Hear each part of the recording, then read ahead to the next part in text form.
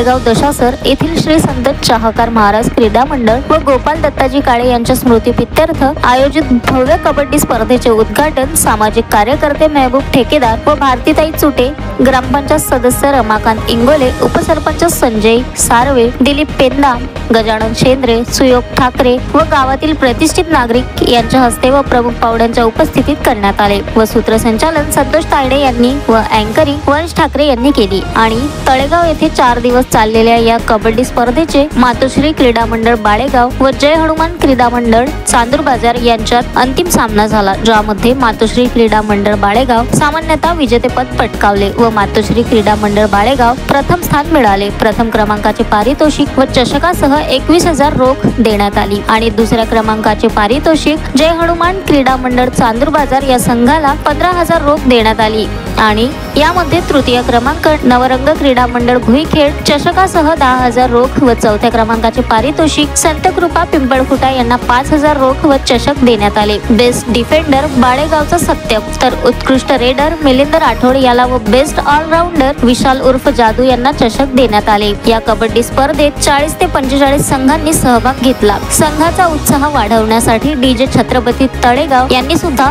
श्रमदानातून सहकार्य केले। कबड्डी स्पर्धेच्या यशस्वीतेसाठी साहिल जांगवले, यश विरुळकर, करण बगाडे, सौरभ चचाने, सचिन वधाडे, क्रिश जांगवले यांच्यासह मोठ्या संख्येने कार्यकर्त्यांनी अथक परिश्रम घेतले।